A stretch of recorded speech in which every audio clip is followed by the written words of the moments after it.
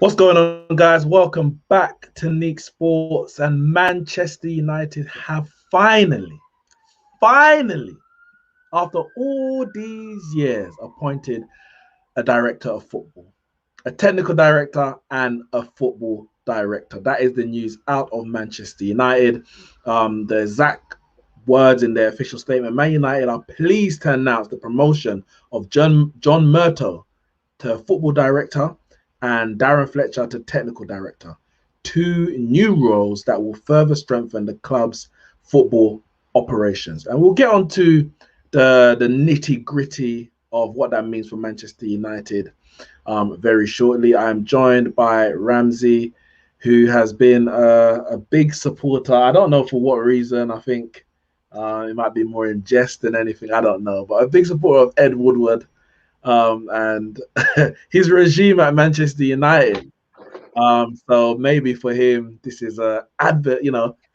It's proof to say why Man United were right to stick with Ed Woodward while everyone's saying Woodward out, because he knew what he was doing. I would say this is proof that Ed Woodward doesn't know what he's doing, and it's really been it's come to the fore that everything that Man United fans were saying in terms of needing football people, football minds making football decisions.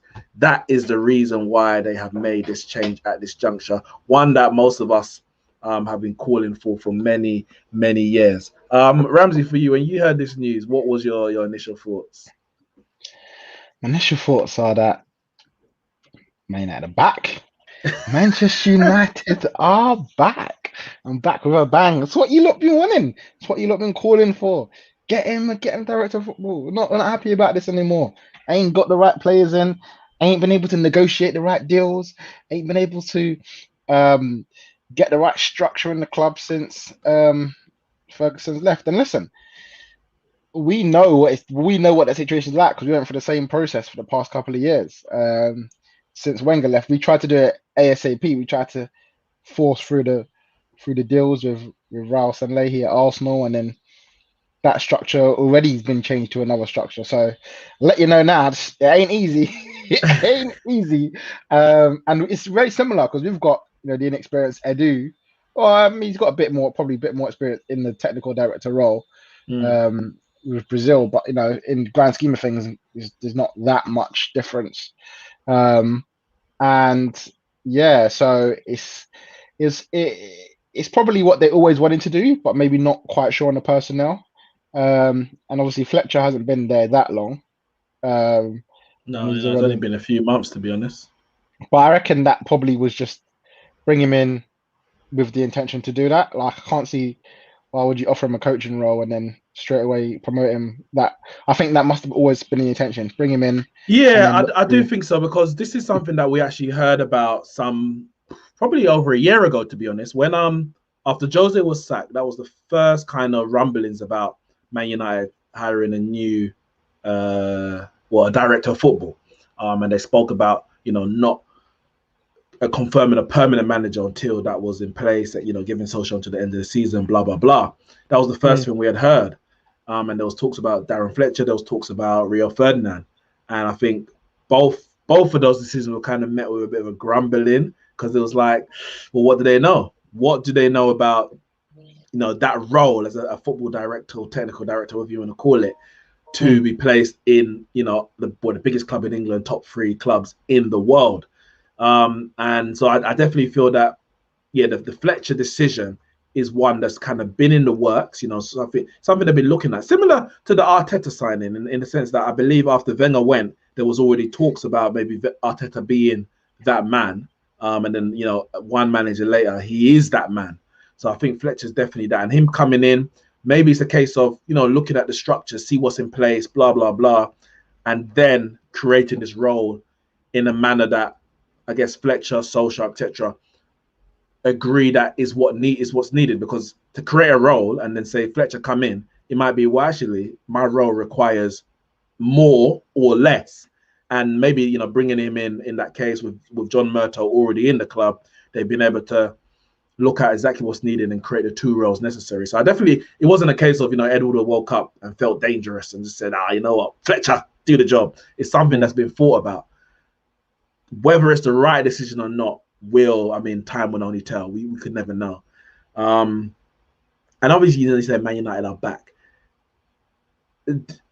Obviously, from an Arsenal standpoint, you've changed your structure, so it's not it's not a guarantee that it's going to work. But do you think it was necessary for Man United to, I guess, step into the new age where most clubs, if not every club, has a structure where there is someone in between, the owners or the CEO and the manager? Do you think that was important for Man United?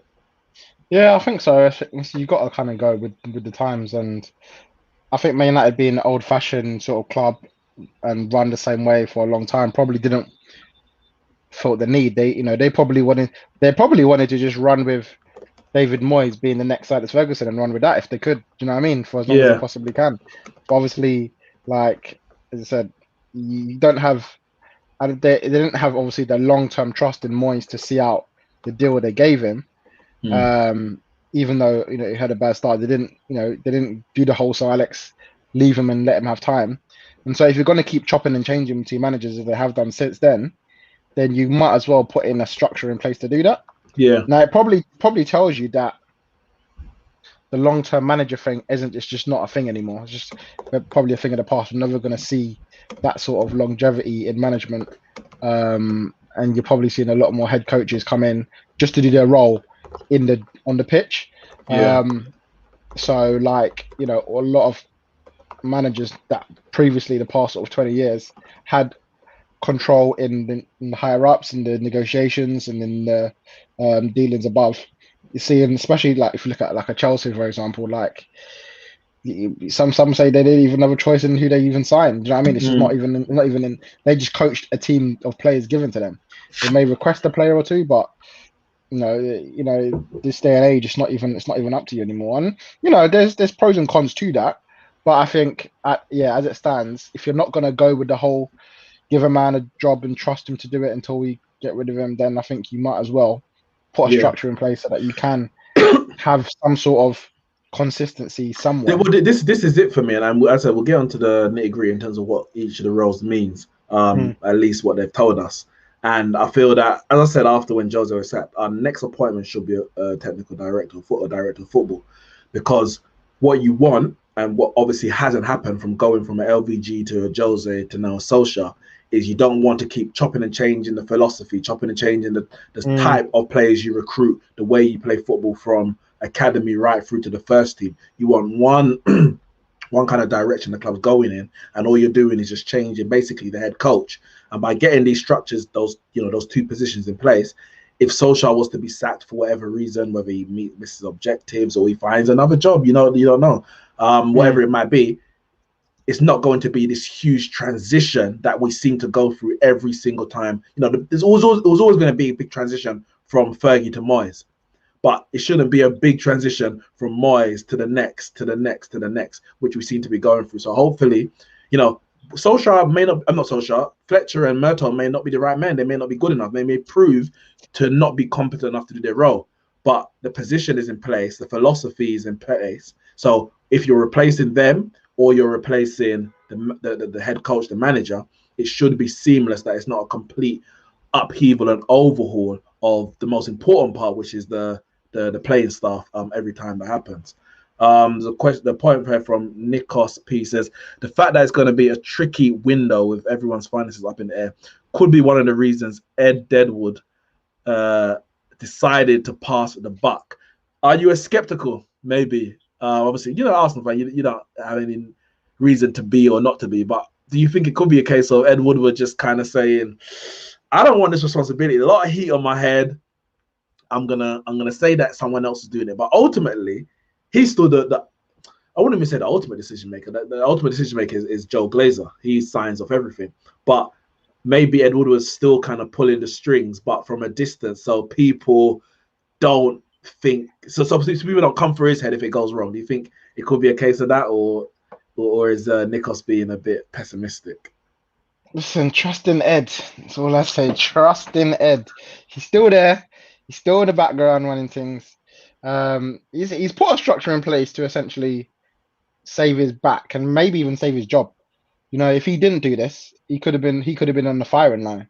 Do you know what I mean? Yeah. Because if the Glazers seen that his role was to employ the right person and bring success on the pitch and in the transfer window, and it's not happening, then whose is that? Because you can't, like, you bought in you spent money on Moyes, LVG, Jose, Oli, and it's not working in terms of winning titles and stuff. So what's next? It's got to be you. You got to be the problem. So you're gonna have to go. So maybe it was Ed's decision to say, you know what, let's put this in place so we can see if this works, and maybe I can stay on longer. That's the sort of, again, very similar to what happened at Arsenal with Raul being given so much control. Then after them saying, no, we gave you too much control, and we're taking it, and we're gonna just change it up and take you off there already. So, like, it could be a case of I don't know whether it will, but other people overseeing it, like Matt Judge and the Glazers, and saying, right, we've got this structure in place. Ed, we don't really need you here now. But he's good he's a good businessman. So maybe he plays a role. I think he does have a role at Man United. Like, the way we've grown commercially since he's come in it cannot be understated at all. It can't be. But stick to what you know. Don't try and do too much, because you kind of just end up stretching your resources and you can't maybe function on all the levels. Maybe we might even be more commercially successful if he has less to focus on the football side. He can focus more just on the commercial side, while other people do other jobs. If you've got a midfielder that you want to defend, to attack, to go to the wings, it's a lot of work. You have specialists in certain positions, and the whole thing runs smoother. Now, the only reason you'll get one person to do multiple is if you're stretched for resources. You don't have the funds to get the right people to. This is Man United. We've got enough money to have one person doing one role at every single point. Obviously, you don't want too many hands, but I think the structure that I'm seeing here is not. It doesn't seem like it's too many hands spoiling the broth. I'm gonna go through some of these comments, and then I will go again into a bit more detail into what all those roles entail. So Mawada says, I get the feeling Oli had a lot to do with this. Am I wrong? I mean, I can't tell you whether you're right or wrong, but I believe as well that Oli had a lot to do with it. Since Oli's come in, he has had a lot of power in terms of at least he can say what he doesn't want, as opposed to he doesn't necessarily get everything he wants, but in terms of what he doesn't want, things that players, he can say, he can veto players in terms of signings. He can request for players to be sold, which clearly has been done, etc. The changing of the structure just in terms of recruitment, even before today, this announcement, a lot has changed in terms of the structure. So this wouldn't have happened, I don't feel, without Solskjaer's blessing / acceptance of it. If certain structures change and you're that against it, you probably should leave if you think it's really going to hamper you at that point. So I am in no doubt, and even from hearing from James Cooper, the Sky reporter earlier, this is not reducing Solskjaer's power that he already has, whatever power that is in terms of vetoing transfers, identifying players that he wants, but he doesn't sign off in it. He's not in the room negotiating. So that hasn't changed in terms of the manager. So I think this has definitely been accepted or agreed by Solskjaer, and I think he said so in his press conferences. The way he spoke, anyway, it doesn't seem like it's an issue for him. Mohammed is saying, I understand the skeptics around this, but say we did hire Van der Sar, surely fans will react the same. How about just wait and see? No, I don't think they would. And it's say fans. I don't even know it's 50-50. I think it's probably a small minority, I'll say 25-30% max, who are overly skeptical in terms of the reason they've done it and why these two people. I think a lot of people I'm seeing are just happy it's happened. Finally, we're not just relying on one manager to make all these decisions, and Ed Woodward's at they're answering to Ed Woodward. What you get when you do external appointments, I think people would think if Van der Sar came in and say he came with Mark Overmars, they can bring exactly what they've done from Ajax and how successful it's been, maybe a Paul Mitchell, for example, and come in and do it here.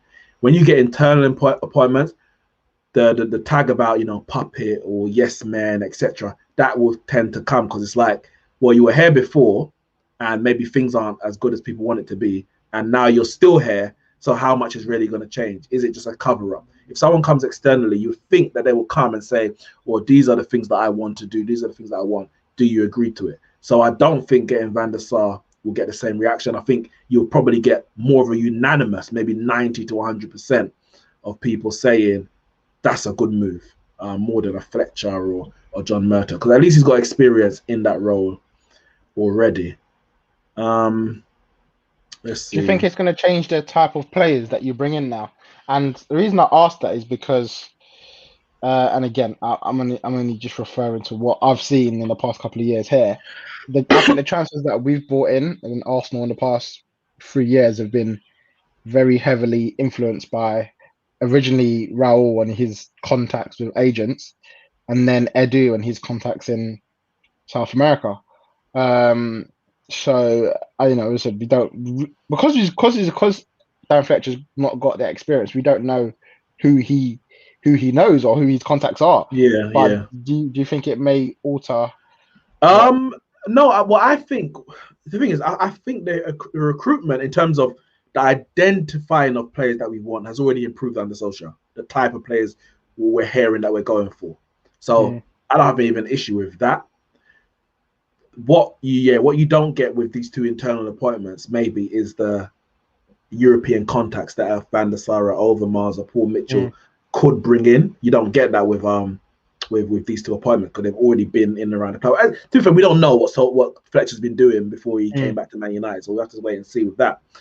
So I don't have an issue with our recruitment in the last 2 years, getting rid of the players that we've got rid of and buying the players that we have, or targeting. Our main issue really has been getting those deals over the line. No one was complaining that we tried to get Haaland. We complained that we didn't get him. No one complained that we tried to get Bruno in the summer. We complained that we didn't get him and we got him 6 months later. Same with Bellingham, we didn't get him. Sancho, we didn't get him. The issue hasn't been even the targeting of those players. It's the fact that we haven't got those over the line. What I'm hoping from this, and I guess this is where the skeptics come in, if we can't get those deals over the line, because you're never going to get all of your first choice signings, it's just impossible. What is the backup plan? What do we have?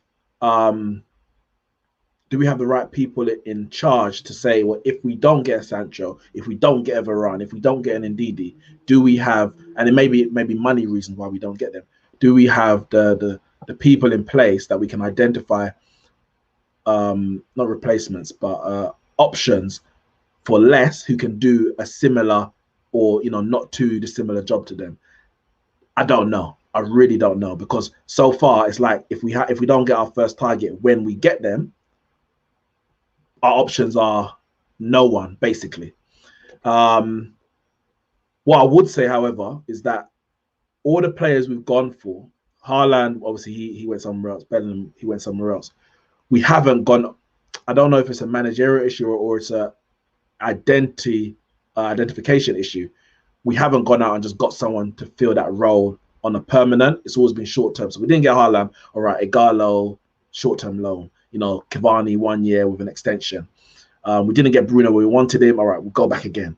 We didn't get Sancho. Yeah, we got Amad Diallo, but he's young. So we didn't go and get like a Leon. If we go and get a Leon Bailey or Ousmane Dembele on a permanent, it's like you've ditched the Sancho one, but we're still planning on going back in for him. So I just hope that if we do miss out on targets, we've got the people in place.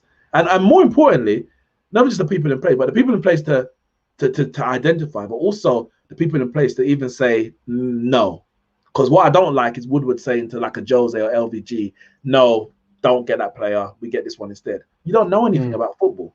I would have more trust in a Fletcher, as inexperienced as he might be, or a Murtough than I would Ed Woodward, because at least they've been in football for as long as they have. But yeah, let me go through some of the, in terms of the details around their role. So the main statement says John will have overall leadership and responsibility for operations and strategy across all football functions, reinforcing the strong foundations already in place. The appointment builds on the work John has already undertaken in recent years, working closely with Ole Gunnar Solskjaer and the rest of the football staff to create structures, processes, and culture to deliver sustained success on the pitch.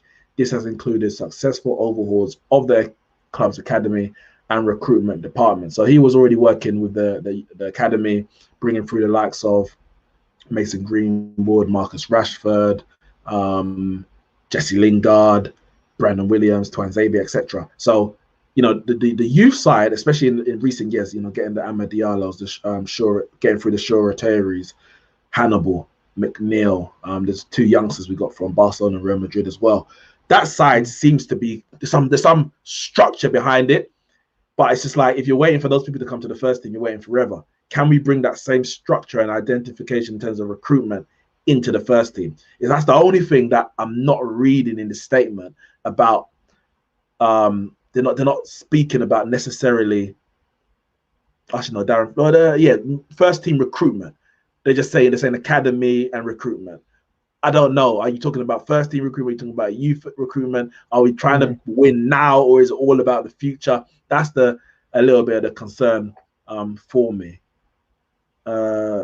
This says Darren will work closely with John to add technical input and direction into all football and performance areas. He will focus on a coordinated and long-term approach to player and squad development, helping maintain the integral link between the academy and the first team, aligned with Man United's values and cultures. As football director, John will work day-to-day with Ollie to align recruitment and other strategies to ensure the first team has the best-in-class operational support it needs to succeed.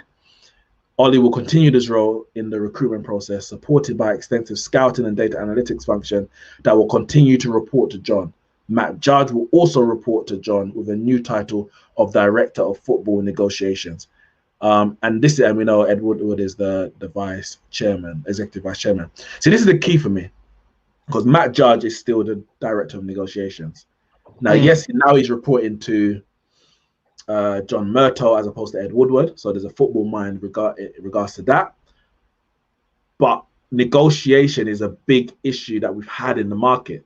It's the reason why I'm not saying the reason why we missed out on Jadon Sancho, but it's the reason why we had such a bad summer and we've had bad windows, because we're unable to negotiate a good deal.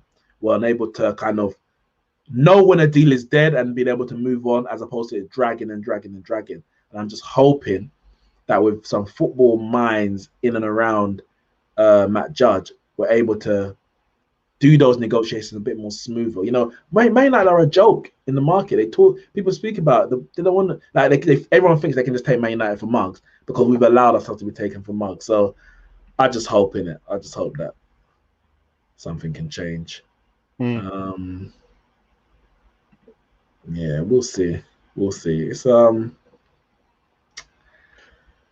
It's going to be a big summer. And would you say, how long do you give that kind of role to work? A manager, people kind of say, 18 months, 2 years to, they need time to implement the system. How long do you give a director of football or a technical director to implement what they're trying to implement before you say enough's enough? Well, the thing is, there's two parts to it. So the first part is the fact that the move's been made now for a reason. It's been made in March. It's been made primarily after a big win.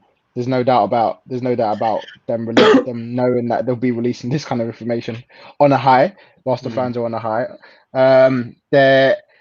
So therefore there'll be expectations that this structure will be in place for the summer. A lot of clubs start their summer recruitment process now. March, April, May is when the real, you could argue where the main decisions are made. So that by June you're going in with a plan and a process to recruit. Football season is back already in August.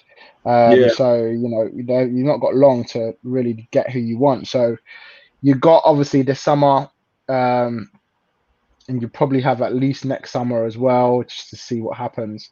But you judge it I think you judge it bit by bit as you go along. So you look at this summer, maybe September, October time, see how did this go? Did we get who we wanted to get? Did the system work? And then obviously you got to wait to see what players come in, how they work in the team, and then sort of go on towards next year. You got to take it bit by bit. It's hard to really put a date on it because you don't know when like when things are gonna take place, when things are gonna happen. Mm. I see someone in there saying the shortlist was created last winter, but the problem is you create a shortlist for players that you want in the winter. So much things, so much things change from now Yeah, till then till now. It's like, you know what I mean? Injuries happen, contracts renewals happen, people make decisions on their futures. Like let's just say, for example, like I keep going back to Arsenal, but obviously that's all I know. Erdegaard was not Arsenal's main transfer target. He decided to put him on the loan list, essentially, say I want to leave, and Arsenal jumped in. Now you mm. got to be able to react to certain things like that. So you can't. I don't think you can just put a list in place in a certain time and then 4 months later expect the same list to be intact. Maybe you still go for the same players, but I would also imagine when you bring this new structure in, it comes with new ideas. So Darren Fletcher, who was not even a coach, a first team coach at Man United in January, will have his own ideas of who he thinks should be added to the shortlist, who he thinks you should come off the shortlist. So there will definitely be a lot of changes to the way in which those two, with Matt Judge and with Solskjaer, address this summer. Yeah, Everyone will have their own ideas, but they've all got to come to some sort of agreement to go, actually, this is who we want, this is who we need, and we'll go forth. I think it's obvious for us as fans to say Man United need a centre back. Man mm. United need a forward, preferably a right winger, and then maybe one or two in the other areas, maybe a defensive midfielder. So they've got to now see that and start to attack those positions and not end up where you end up this year on deadline day trying to find someone who's available. Yeah, yeah, definitely agree. Jabada says, could the move also mean that previous negotiations with agents, Mina, wasn't really working out with Ed, and this means now a deal with Haaland could be in the works? The thing with the thing with the Haaland one, we didn't not get Haaland because of Mino Raiola. I mean, yes, he has an agent. Players control their agents. That's what we need to understand. Like, agents work for players. Agents are very unlikely to say or do things that are going to upset their own player, because that's their business. They need to keep their player happy. Haaland didn't join us because he wanted to go to Borussia Dortmund. That's just it, really. He wanted that to be his development. If he wanted to join Man United, and obviously we didn't want to put a release clause in, he would have decided and said to Mino, you get that deal done. Take out the release clause, get the deal done. It wasn't a priority for him. The priority was to carry on his development, but also, I guess, give himself an option to move in the next couple of years by putting that release clause in, which was never going to happen at Man United. Maybe he wants to go to Man United at a later date, maybe next summer, but he didn't want to do it at that point. He wanted the flexibility. Now, whether we decide to work with Mina or not, was it an Ed Woodward issue? I don't know. There's been some kind of war of words in the media between Solskjaer and Mino Raiola. So maybe it wasn't an Ed Woodward issue, and maybe it's a Solskjaer issue. But then we've had issues even before that with the whole Pogba when Mourinho was here as well. Him offering Pogba out to Man City in the January before in 2018. But the reality is, if we're going to progress as a football club, we're going to have to deal with people that we don't want to deal with, because some of the best footballers are under his agency. It is just what it is. Like, are we going to say no to Haaland because he's under Mina Raiola? You can't do that. If Haaland's available and he wants to join, you bite the bullet. As far as I'm concerned, you bite the bullet and go. I don't think we're in a position where, what's his name? Fergie was in a position where he could do that. He could say, you know what, I'm not working with this guy anymore. I mean, he retired a few years later anyway. We don't know if Fergie was still here and if a Haaland came available, or let's say he wanted to bring Pogba back, or whoever else is under Raiola. Fergie may have to deal with him again. Like, we don't know how that's going to work, but I don't think we should really get caught up in this. We're not going to sign anyone that Mino Raiola has. We need to make sure that we are run as a football club where an agent can't have such an influence on the club. If he tries to get Paul Pogba out and we decide to sell Paul Pogba because it's a distraction, the loss of Paul Pogba shouldn't have a detrimental effect on us if we've got the right recruitment. Could you say, all right, we just have to go replace him? we have to go and replace that player, replace this player, whatever it might be. The problem is it's been kind of so haphazardous how we've dealt with transfers, how we dealt with contracts, how we dealt with manager recruitment. That one either sacking of a manager or sale of a player or whatever it is has too big of effect on the club, and I just don't think we can run like that. Mohammed says, Neeks, I feel Ollie is the key to Haaland if board permits. I strongly advise to see the history of their relationship, then you can understand. I looked at an article before he popped to obvious bias. No, I think he is the key. I think the only chance we get Haaland over a Man City or a Chelsea is because of Solskjaer. I don't think we're not in a position as a club where we can compete with Man City and Chelsea realistically in the market, or partly even in the football field. I think Solskjaer is the only factor that can tip Haaland to say, you know what, yeah, let me join Man United, because I believe that Solskjaer can do whatever. I think they say his dad is key to his deals as well. Well, yeah, that's the thing. They got the agent, but the dad is the advisor. Yeah, he was the Man City, ex-Man City. Exactly. Well, it's got Premier League. I think he will play in the Premier League at some point. Yeah. Just because I think his dad has had that experience in it and has spoken a lot about him, about the Premier League in such a good light. So I think we'll see him. It's just who he plays for. Red Devil Studio, big at yourself. Make sure you go and subscribe to his channel, guys. So, well, if Matt Judge is the key to recruitment, a lot of pressure on him now.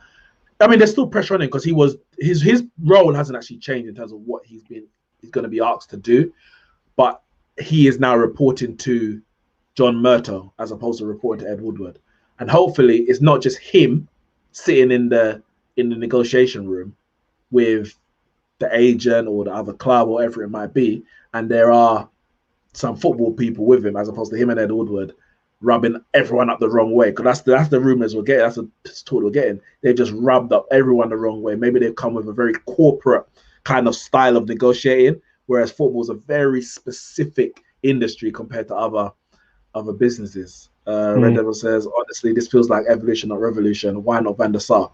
The first thing is, with the Van der Sar, it would never just be Van der Sar. It would have been Van der Sar and Overmars, because the role that Van der Sar does is not. It's not the overall director of football, if I'm correct. He's a chief exec. Yeah, the chief exec. Okay, and Overmars is the technical director or something. So they work. It would basically, they would have come in and maybe done a similar role to what we've got now, but Van der Sar would actually probably have less power because than he's got at the moment, because Ed Woodward is in that position of chief executive. So it could never just be Van der Sar. It would have to be both of them. Why not them? I don't know. I don't know if they spoke to them and Van der Sar said no. I don't know. What can I say in it? But we just, yeah, that's what he said. Van der Sar is doing what Ed Woodward was doing now. So yeah, Ed Woodward would have to just completely. He would have to go just purely commercial. Ed Woodward ain't giving up that his position of power, because he still has the power to sign off on whatever it might be. Like Ed Woodward hired Darren Fletcher. He created these two roles, which we're all asking for. So I'm, thank you for that. Finally, you create those two roles, but ultimately he still has the final say. Let's see.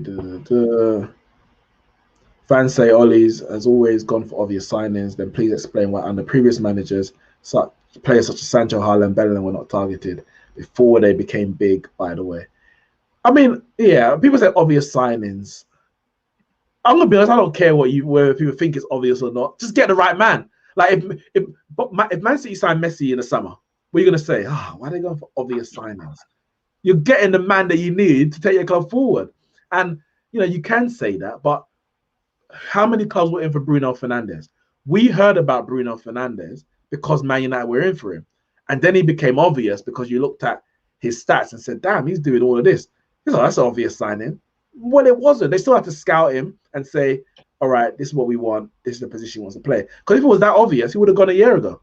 He would have gone a year before. Real Madrid would have got him. Barca would have got him. Man City, Chelsea. So he came onto the market, or people heard about him, and we were one of those clubs, and we went and got him. So yeah, people just use certain buzzwords or phrases to downplay the work that goes into recruitment. Yeah, fundamentally, this is tied to the purse of the club. The news coming out is at United that we might not be spending much in the summer, and I understand it. You know, we know the current market first and foremost with COVID. I understand that, but we also have to understand, not accept, but understand that we are still run by the Glazers. So even if Ed Woodward, say that Glazers said, all right, Woodward, you got to go, they're still going to hire a man that's going to make sure that it's aligned with what they want as owners. And we know that their first protocol is the money side. So we can look at Solskjaer, we can look at Fletcher, we can look at Murto, Ed Woodward, Joe. But ultimately, as long as the Glazers are still in charge, we know the ultimate direction or plan of this club. We just have to hope that the best people are in place in certain positions to kind of basically navigate, to make the best of a bad situation. That's all you can really do. And you know, Fergie made the best of a bad situation because the Glazers were here from 2005, yet we still won, you know, 5 Premier Leagues, the Champions League, etc. because he was able to do it, because he was the best manager in the world. We need to get the best players, the best manager, the best recruitment system, etc. so that as bad as the Glazers are, we're still able to function. That's the best that we can do. I'll go for some of these comments before we head out here. Red Ed will just to Red Devil. Ed will never go. He's the reason why the Glazers were able to buy Man United without paying a penny. Yep, he brokered that deal. Who was responsible for the contract extensions for Jones, Mata, and Matic? Well, Jones was done while Ollie was interim, so he wouldn't have had the say on that. But for Mata and Matic, that would have been Ollie. I don't have an issue with them. Well, I don't have an issue with Matic getting a contract. We don't have a midfielder. He's not the right man, but we needed someone. The Mata one, I don't understand why he's not playing. I don't know. But yeah. We will see in it. Interesting summer. The way I see it, for me, I am happy we are, one way or another, we finally decided to move in a different direction. My fear was that at some point Solskjaer was going to be sacked and Ed Woodward would appoint the next manager, which he's failed in doing, which would be 4 times if he ended up sacking Solskjaer. What we've got now is a structure that at least the footballing minds, whether they're the right footballing minds is another matter, but footballing minds are making footballing decisions. If those footballing minds fail to make those football decisions, you replace them with new football minds. And that's the way I see it. So if Solskjaer's unable to get the best out of the squad and fails in his role, footballing minds will find the next best manager as opposed to Ed Woodward, Matt Judge. And of course, we know it's still going to be signed off by the Glazers. So I'm happy it's finally been done, but I'm not getting overexcited and thinking that, as Ramsey said at the beginning, that Man United are back. We are a long, long way from being back. But yeah, guys, yeah, Man United, welcome to the new age. Make sure you hit the like button, guys. I'm guessing you're going to be doing a preview for the Arsenal Olympiacos. And I'll be doing a preview for Man United, AC Milan. I'll do it today, I think. I might have to do it today because I'm not around tomorrow. But anyway, later tonight as well, we're going to be doing, I've got the Champions League roundup, so make sure you guys are here. I'll drop a link as well in the comment or in the description. You lot can join, chat about all the Champions League. Yesterday was a madness, and hopefully we can get some exciting match today, so we'll chat about that as well. Make sure you hit the like button, subscribe to the channel. Big up yourself, Mohammed, Red Devil, Mowada, all of you in the chat, and we will see you soon.